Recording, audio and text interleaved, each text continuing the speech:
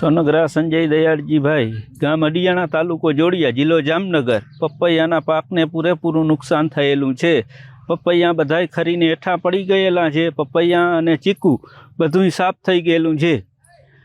એટલે સરકારશ્રીને નમ્ર વિનંતી કે સહાય કરે.